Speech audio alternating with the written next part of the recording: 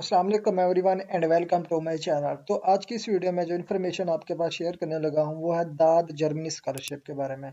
अगर आप दाद जर्मनी स्कॉलरशिप में अप्लाई करना चाहते हैं 2025-26 के इनटेक में, तो किस तरह आपने अप्लाई करनी है, कौन कौन से डॉक्यूमेंट्स होंगे, कौन से कोर्सेज यहाँ पे ऑफर किए जाते हैं, क्या क्या आपको इधर आपको बेनिफिट मिलेंगे।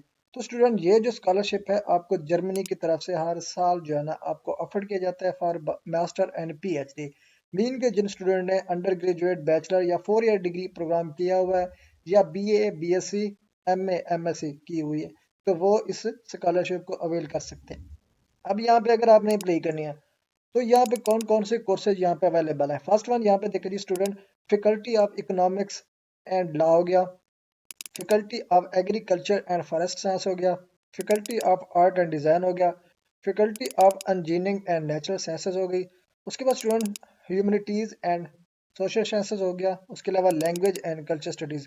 मीन के ये डिग्री प्रोग्राम है। इवन के यहाँ पे मेडिसन और हेल्थ साइंसेज मीन के एमबीबीएस भी यहाँ पे अवेलेबल होता है और हेल्थ साइंसेज के भी बहुत सारे डिग्री प्रोग्राम यहाँ पे अवेलेबल होते हैं। अब स्टूडेंट, यहाँ पे अप्लाई करने का प्रोसीजर क्या है, किस तरह आपने अप्लाई करनी है, और इसके अलावा मजीद भी कोर्सेज आप देखना चाहते हैं, कंप्लीट इन्फॉर्मेशन देखना चाहते हैं, ये लिंक, इस लिंक पे क्लिक करके आप फर्दर इसके कोर्सेज की डिटेल्स आप देख सकते हैं। ठीक है जी। अब ये यहाँ पे देखें, यहाँ पे ओपन हो चुके हैं। अब ये तमाम तो डिग्री प्रोग्राम के इस साइड पे आपको नेम मिल जाएंगे। ठीक है जी, ये नेम है। उसके बाद यहाँ पे इदारा कौन सा आपको ये अफोर्ड कर रहा है वो यहाँ पे चेक करना है। उसके अलावा स्टडी लैंग्वेज क्या होगी वो भी यहाँ पे आपको मिल जाएगी। उसके अलावा डिग्री लेवल क्या है वो भी यहाँ पे आपको मिल जाएगा। उसका ड्यूरेशन कितना होगा, उसके अलावा दाद स्कॉलरशिप कौन सा होगा, उसकी लास्ट डेट अप्लाई क्या होगी, स्केजल क्या होगा, और उसके अलावा सेल्फ फिनांस पे करना है तो सेल्फ फिनांस की लास्ट डेट अप्लाई क्या होगी। अब इसी वीडियो में आपको कंप्लीट इसका जो स्केड्यूल है ना आपको यहाँ पे इसी सेक्शन में आपको मिल जाता है। कोर्सेज भी यहाँ पे आपको लिस्टेड मिल जाएंगे, जो जो कोर्सेज यहाँ पे अवेलेबल हैं आप यहाँ पे देख सकते हैं। इसका इंटेक जो है ना 2026 का आप यहाँ पे देख सकते हैं, नेक्स्ट इंटेक 2026। ठीक है जी। अब यहाँ पे स्टूडेंट थोड़ा सा नीचे स्क्रॉल करेंगे तो इसके प्रोग्राम का पीरियड जो है ना 1 साल से 3 साल तक का होता है। ठीक है जी। उसके अलावा जो प्रोग्राम आपने सिलेक्ट करना है, ठीक है जी, जो प्रोग्राम आप सिलेक्ट करेंगे, मास्टर के लिए करना चाहेंगे या पीएचडी के लिए करना चाहेंगे, उसका बेनिफिट्स, उसकी डेडलाइंस, उसकी रिक्वायरमेंट डिफरेंट हो गई। हर प्रोग्राम को आपने पढ़ना है, चेक करना है, यूनिवर्सिटी विजिट करने के बाद फिर आपने इसकी एप्लीकेशन सबमिट करनी है। इसकी डेडलाइन चेक करने के लिए यहाँ पे आपने सिंपली डेडलाइन पे क्लिक करना है, तो यहाँ पे आपको ये डेडलाइन जो स्केड्यूल जो कि ऑलरेडी मैंने आपको दिखाया है ये यहाँ पे आपको मिल जाएगा। ठीक है जी। उसके बाद स्टूडेंट थोड़ा सा नीचे स्क्रॉल करेंगे तो यहाँ पे मेन चीज जो स्टूडेंट पूछते हैं कि आपको इस स्कॉलरशिप में बेनिफिट क्या मिलेगा। अब यहाँ पर स्टूडेंट, अगर आपने मास्टर और पीएचडी के लिए अप्लाई करना है, तो अगर आपने मास्टर के प्रोग्राम के लिए अप्लाई करना है तो आपको 934 यूरो, ठीक है जी, पर मंथ आपको मिलेंगे, जो कि अप्रोक्सीमेट अगर हम इसको पी के में कन्वर्ट करके देखें तो यहाँ पे वो भी मैं आपको दिखा देता हूँ। यहाँ पे 2 पे किया। अब इंटर दबाने के बाद हम आपको यहाँ पे बता सकते हैं कि कितनी आपको मीन के एक माह के 2,67,964 हर महीने आपको इस स्कॉलरशिप के अंडर आपको मिलते रहेंगे। तो मतलब कि ये बहुत ही ज्यादा मंथली स्टाइपेंड आपको मिलेगा। इसके अलावा ट्रैवल अलाउंस मीन के टू एंड फ्रॉम टिकट भी उनकी तरफ से होगी। और उसके अलावा यहाँ पे आपको जो है ना हेल्थ इंश्योरेंस भी फ्री में होगी। इन केस ऑफ एक्सीडेंट ये सब कुछ आपका ट्रीटमेंट फ्री में होगा। उसके अलावा वन ऑफ स्टडी अलाउंस ये भी आपको फ्री में मिलेगी। उसके अलावा under certain circumstances scholarship holders में receive the following additional, mean के कोई मखसूस या ख़ास जो हालात आ जाते हैं तो उसकी बेस पे, मतलब कि कोई स्टूडेंट पेमेंट की वजह से इशू आ जाते हैं या फाइनेंशियल कोई डिसास्टर हो जाता है, कोई भी इशू हो जाएगा, तो उनको जो है ना मंथली रेंट सब्सिडी भी दी जाएगी। उसके अलावा मंथली अलाउंस भी दे जाएंगे for members of family, mean के उनकी जो फैमिली होगी वो भी अलाउ होगी, वो अपने साथ लेके जा सकते हैं। उनको भी मंथली अलाउंस की सूरत में जो है ना उनकी पेमेंट में या पैसों की सूरत में उनकी हेल्प की जाएगी। तो मतलब कि यहाँ पे आपको बहुत ज़्यादा बेनिफिट्स मिल रहे हैं, आपको फैमिली भी अलाउ है वहाँ पे साथ। ठीक है जी। उसके अलावा आ जाते हैं जी एलिजिबिलिटी की, अगर आप इस स्कॉलरशिप में अप्लाई करना चाहेंगे तो क्या क्या डॉक्यूमेंटेशन आपके पास होनी चाहिए। ठीक है जी। अब यहाँ पे स्टूडेंट फर्स्ट ऑफ ऑल यहाँ पे आपको 2 लैंग्वेज में स्कॉलरशिप ऑफर किए जाते हैं, एक होता है इंग्लिश स्टार्ट सब्जेक्ट, दूसरा होता है जर्मन। अब तमाम इंटरनेशनल स्टूडेंट क्योंकि इंग्लिश स्टार्ट सब्जेक्ट में अप्लाई करेंगे तो उनके पास जो है ना एक लैंग्वेज ऑफ इंस्ट्रक्शन जो है ना आपके पास होने चाहिए। फॉर एग्जांपल अगर आपके पास इंग्लिश सर्टिफिकेट है ऑलरेडी, आपके पास आइलेट्स और टोफल, तो वेल एंड गुड, आपने ये यूज़ करना है। अदरवाइज अगर आपकी जो लैंग्वेज मीडियम ऑफ इंस्ट्रक्शन जिसको स्टडी लैंग्वेज इंग्लिश कहते हैं, तो आपने इंग्लिश प्रोफिशिएंसी लैंग्वेज सर्टिफिकेट यहाँ पे यूज़ करनी है। सेकंड वन जो है ना जर्मन, जर्मन में कोई भी स्टूडेंट इंटरनेशनल नहीं अप्लाई कर सकता, तो ये सिर्फ उन स्टूडेंट के लिए जिनको जर्मनी आती है, ठीक है जी, जर्मन स्टडी लैंग्वेज वो पढ़ना चाहते हैं। तो उसके लिए स्टूडेंट यहाँ पे जो बेसिक चीज़ है, एलिजिबल कंट्रीज कौन कौन से हैं, सिंपली इस पे क्लिक करना है। तो यहाँ पे आप अपने कंट्रीज की लिस्ट देख सकते हैं कि कौन कौन से कंट्री से स्टूडेंट अप्लाई कर सकते हैं। अब यहाँ पे देखिए ये डॉक्यूमेंट यहाँ पे ओपन हो चुका है।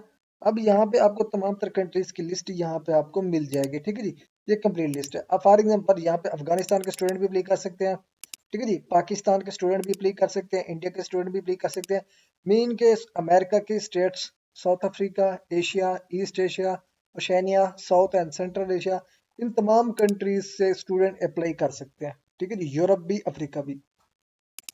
उसके बाद स्टूडेंट आ जाता है जी हाउ टू अप्लाई, क्या आपने अप्लाई किस तरह करनी है। तो इससे पहले जो है ना हमने दो पॉइंट्स यहाँ पे स्किप कर दिए हैं। इसके लिए ना जो है ना आपको 2 ईयर्स का प्रोफेशनल एक्सपीरियंस होना चाहिए। आपके पास एक्सपीरियंस नहीं है तो आपने कोई भी किसी भी प्राइवेट कंपनी में किसी भी जॉब्स पे आपने काम किया हुआ, अगर नहीं भी किया हुआ तो आप किसी मतलब कि कोई अपना जानने वाला है, कोई इदारा है, कोई इंस्टीट्यूशन है, कोई ऑर्गेनाइजेशन है, तो आपने वहाँ से प्रोफेशनल एक्सपीरियंस लेटर बनवा लेना है। उसी को यूज़ करके भी आप इसमें अप्लाई कर सकते हैं। तो मतलब कि आपका एक्सपीरियंस कंपलसरी नहीं है, अगर आपके पास डॉक्यूमेंटेशन बन सकती है तो आप किसी से डॉक्यूमेंट्स बनवा सकते हैं। तो उसके अलावा यहाँ पे देखिए आपका मोटिवेशन होना चाहिए, ठीक है जी, ये पॉइंट्स इसको हमने स्किप कर देना है। उसके बाद स्टूडेंट आ जाता है जी हाउ टू अप्लाई, के अप्लाई आपने किस तरह करनी है। अप्लाई करने का मेथड जो है ना, ये आप स्टेप बाय स्टेप प्रोसीजर बताने जा रहा हूँ। अब यहाँ पे जो है ना मैक्सिमम 3 कोर्सेज के लिए अप्लाई कर सकते हैं। अब और जो वो 3 कोर्सेज आपने सिलेक्ट करने हैं, आपका जो बैकग्राउंड होना चाहिए उसके रेलिवेंट होना चाहिए। बाज़ औक़ात स्टूडेंट जो है ना अपने बैकग्राउंड एजुकेशनल, जो बैकग्राउंड एजुकेशन होता है उसको देख के बगैर कोई भी एक आउट ऑफ सिलेबस जो है क्वेश्चन होता है ना, उसी टाइप का एक वो सब्जेक्ट चूज कर लेते हैं जो कि उनकी प्रीवियस डिग्री के साथ मैच नहीं कर रहा होता, ना कि रेलिवेंट होता है, तो स्कॉलरशिप नहीं लगती है, उनकी एप्लीकेशन ऑटोमेटिकली कैंसिल की जाती है और रिजेक्शन पे आ जाती है। तो आपने मोस्ट रेलिवेंट जो आपके 3 कोर्सेज होंगे आपने वही सिलेक्ट करने हैं। उसके अलावा स्टूडेंट अगर आप एक कोर्स से ज़्यादा अप्लाई कर सकते हैं तो आपने यहाँ पे प्रायोरिटी बेस देनी है। मीन के फर्स्ट प्रायोरिटी पे ये है, सेकंड प्रायोरिटी पे ये होगा, थर्ड प्रायोरिटी पे ये होगा, ठीक है जी। उसके अलावा आपने अपनी यूनिवर्सिटी चूज करनी है या इंस्टीट्यूशन चूज करना है, ठीक है जी, वो भी आपने प्रायोरिटी बेस पे रखना है। उसके लिए स्टूडेंट रिक्वायर्ड डॉक्यूमेंट्स आ जाते हैं कि रिक्वायर्ड डॉक्यूमेंट्स क्या क्या होंगे। फर्स्ट ऑफ ऑल यहाँ पे एक दाद की एप्लीकेशन फॉर्म होगी, इस पे क्लिक करना है। यहाँ पे एक एप्लीकेशन फॉर्म आपको डाउनलोड फॉर्म पे मिल जाएगी, ये आपने डाउनलोड करनी है। डाउनलोड करने के बाद इसी को आपने कंप्लीट फिलअप करना है। फिलअप करने के बाद इसको आपने साथ अटैच करनी है। ये तमाम तरह एप्लीकेशन फॉर्म है। इसको फिलअप किस तरह करना है, इसकी वीडियो ऑलरेडी मेरे चैनल पे मौजूद है, ठीक है जी, आप वो देख के भी आप इसको फिलअप कर सकते हैं। उसके बाद स्टूडेंट आपके पास सीवी होनी चाहिए यूरो पास, ठीक है जी, उसका लिंक भी मैंने यहाँ पे दिया हुआ है। अगर आप बनाना चाहेंगे तो इस लिंक को विजिट करके आप अपनी यूरो पास सीवी बना सकते हैं।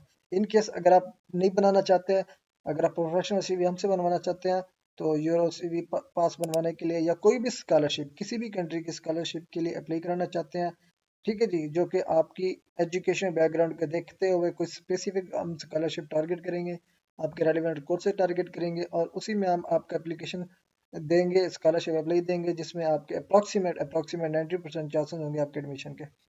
उसके अलावा स्टूडेंट यहाँ पे जो है ना आपका लेटर ऑफ मोटिवेशन है, ये आपने बनाना है। ये भी अगर आप बनवाना चाहते हैं तो भी नीचे दिए गए व्हाट्सएप नंबर पे आप कॉन्टैक्ट कर सकते हैं। अदरवाइज ये खुद भी आप बनाना चाहें तो बना सकते हैं। उसके अलावा लेटर ऑफ रिकमेंडेशन, ये जो लेटर ऑफ रिकमेंडेशन है ये आपने अपने करंट एम्प्लॉयर से बनाना है। करंट एम्प्लॉयर मीन के जहाँ से जो आपने कोई 2 ईयर्स का एक्सपीरियंस बनवाया हुआ है या प्रोफेशनल एक्सपीरियंस बनवाया हुआ है, कोई ऑर्गेनाइजेशन है, इंस्टीट्यूशन है या एजेंसी है, ठीक है जी, या एनजीओ है, उसी के ही लेटर के हेड पे आपने उन्हीं का जो मेन जो सीईओ होगा या डायरेक्टर है जो भी है, उनके सिग्नेचर और स्टैंप लगवा के आपने ये लेटर बनवा लेना है, ठीक है जी। उसके बाद यहाँ पे देखिए इंग्लिश आइलेट्स और टोफल, ठीक है जी, आइलेट्स और टोफल आपके लिए लाजमी है। द इंटी sorry institutional TOEFL is not accepted, ठीक है जी। उसके बाद आपके पास एकेडमिक डिग्रीज मीन के मैट्रिक का रिजल्ट कार्ड, उसकी ट्रांसक्रिप्ट सर्टिफिकेट हो गई, एफएससी की सर्टिफिकेट ट्रांसक्रिप्ट हो गई, बैचलर की सर्टिफिकेट और ट्रांसक्रिप्ट हो गई, ये डॉक्यूमेंटेशन आपके पास होनी चाहिए। ट्रांसक्रिप्ट जो है ना ये पहले आती है, सर्टिफिकेट आपकी बाद आती है, जिसको हम डिग्री भी कहते हैं। ये दो सेपरेट चीजें होती हैं। मैट्रिक का एक रिजल्ट कार्ड होता है और उसकी सर्टिफिकेट होती है जिसको हम डिग्री भी कहते हैं, ठीक है, ये दो दो चीजें होती हैं। तो इसी वजह से कहीं पे आपको ट्रांसक्रिप्ट लिखा हुआ मिलता है, कहीं पे डिग्री लिखा हुआ मिलता है, या कहीं पे सर्टिफिकेट लिखा हुआ मिलता है, ठीक है जी। उसके अलावा स्टूडेंट फर्स्ट ऑफ ऑल आपने जो है ना एप्लीकेशन में अपना स्पेसिफिक सब्जेक्ट चूज करना है, कोर्स चूज करना है जिसमें आप अप्लाई करना चाहते हैं, और उनको आपने प्रायोरिटी वाइज रखना है, मैक्सिमम 3 कोर्सेज को, ठीक है जी। उसके बाद फिर आपने जो कोर्सेज अप्लाई करे होंगे, यूनिवर्सिटीज, जो यूनिवर्सिटीज आपने यहाँ पे मेंशन करनी है, उन यूनिवर्सिटीज में भी आपने एप्लीकेशन अपनी सबमिट करनी है, ठीक है जी। उसके अलावा जो है ना आप अपनी एप्लीकेशन कम्प्लीटली यूनिवर्सिटी स्पेसिफिक जो आपने टारगेट किए हुए उधर भी आप अपनी एप्लीकेशन सबमिट कर सकते हैं। उसके अलावा जो सिलेक्शन कमेटी होगी वो सजेस्ट करेगी जो पोटेंशियल कैंडिडेट होगा, जो पोटेंशियल कैंडिडेट होगा मीन के आपने अच्छे से अपनी एप्लीकेशन फिलअप करनी है, जो जो इनकी रिक्वायरमेंट है अपनी कंप्लीट करनी है। आपने ऐसे नहीं कि एप्लीकेशन को 1 घंटे के अंदर प्रोसेस करके बैठ गए कि आपका स्कॉलरशिप लग जाएगा, नहीं। आपने एप्लीकेशन को टाइम देना है, रिव्यू करना है, कहीं पे चेक करना है कि आपको लगता है कि इधर कुछ हमने चेंजमेंट करनी चाहिए, इधर कोई और डॉक्यूमेंटेशन ऐड करनी है, कुछ मोस्ट इंपॉर्टेंट जो पॉइंट्स हमें ऐड करने चाहिए जैसे कि इनके डॉक्यूमेंट्स, जैसे कि लेटर ऑफ मोटिवेशन है या उनकी सीवी है। तो आपने एक अच्छे से डॉक्यूमेंटेशन करने के बाद ही अपनी एप्लीकेशन फाइनल सबमिशन में करनी है, अदरवाइज नहीं करनी। अगर आपने जनरल फॉर्म में एप्लीकेशन सबमिट कर लेनी है बगैर कोई रिक्वायरमेंट देखे, बगैर कोई डॉक्यूमेंट्स देखे, या उनकी रिक्वायरमेंट के मुताबिक आपने डॉक्यूमेंट नहीं बनाए, आपने जस्ट एप्लीकेशन सबमिट कर ली, तो इसी तरह से सिलेक्शन कभी भी नहीं होती। तो आपको अप्रॉक्सीमेट इसी वजह से या ज़्यादा टाइम दिया जाता है स्कॉलरशिप एप्लीकेशन में कि आप अच्छे से अपनी एप्लीकेशन सबमिट कर सकें, अच्छे से उसकी रिव्यू करने के बाद आपने बार बार रिव्यू करना है, खुद की सेटिस्फेक्शन के बाद ही आपने अपनी एप्लीकेशन सबमिट करनी है कि हाँ अब मेरी जो है ना एप्लीकेशन अच्छे से फिलअप हो चुकी है, डॉक्यूमेंटेशन अच्छे से हो चुकी है, अब मुझे एप्लीकेशन अपनी सबमिट करनी चाहिए। तब भी आपने इसकी एप्लीकेशन सबमिट करनी है टिल लास्ट डेट। उसके बाद स्टूडेंट 10 जो सजेस्टेड कैंडिडेट होगा वो दाद की तरफ से कॉन्टेक्ट किया जाएगा। मेन कि अब जो स्टूडेंट पूछते हैं कि जी हमारी सिलेक्शन होगी कि नहीं होगी, कब होनी कब नहीं, जो भी स्टूडेंट यहाँ पे शॉर्ट लिस्टेड होता है उनको दाद जो है ना खुद कांटेक्ट करती है, ठीक है जी। उनको जो है ना फिर दाद पोर्टल पे अपनी एप्लीकेशन कंप्लीट करनी पड़ती है जो स्टूडेंट सिलेक्ट हो जाता है, ठीक है जी। उसके अलावा जो दाद का स्कॉलरशिप लिंक होता है, ये दाद जो है ना खुद आपको ईमेल के थ्रू प्रोवाइड करती है। अब जो स्टूडेंट भी पोटेंशियल कैंडिडेट होता है वो सिलेक्ट होने के बाद उनका जो दाद होता है, दाद जो स्टूडेंट जिस ईमेल पे एप्लीकेशन सबमिट करता है उसी ईमेल पे वो एक लिंक भी प्रोवाइड करते हैं कि जी ये लिंक है, इस पे आप अपनी एप्लीकेशन कंप्लीट फिलअप करके सबमिट करें। उसके बाद जो सिलेक्शन प्रोसेस होता है वो फिर फाइनलाइज होता है, ठीक है जी। फिर जो स्टूडेंट सिलेक्टेड होते हैं उनको भी ईमेल जो है ना कर दी जाती है सिलेक्शन के बाद, ठीक है जी। द मोस्ट इंपॉर्टेंट नोट ये है कि आपने जो भी यहाँ पे देखिए, make sure that you have a copy of each document of your application ready as those document PDF have to be uploaded. Mean के आपने अगर दाद के एप्लीकेशन के लिए अप्लाई करना है, तमाम तरह डॉक्यूमेंट्स को आपने प्रिपेयर करने हैं, प्रिपेयर करने के बाद ही आपने एप्लीकेशन स्टार्ट करनी है, क्योंकि तमाम तरह डॉक्यूमेंट्स आपको पीडीएफ के फॉर्म में यहाँ पे अपलोड करने होते हैं। तो ये तमाम तरह डॉक्यूमेंट्स आपने बना के रखने हैं। उसके बाद स्टूडेंट यहाँ पे आ जाता है जी वेबसाइट, क्या वेबसाइट पे किस तरह अप्लाई करनी होती है। ये वेबसाइट है, इस वेबसाइट पे क्लिक करके इसकी ऑफिशियल वेबसाइट जो है ना यहाँ पे आपके पास ओपन हो जाएगी। यहाँ पे देख लीजिए development related post graduate EPS दाद स्कॉलरशिप की डिटेल आपको यहाँ पे मिल जाती है। अब यहाँ पे वही डिटेल्स है जो कि मैंने ऑलरेडी आपको बता दी है, ठीक है जी, सब कुछ।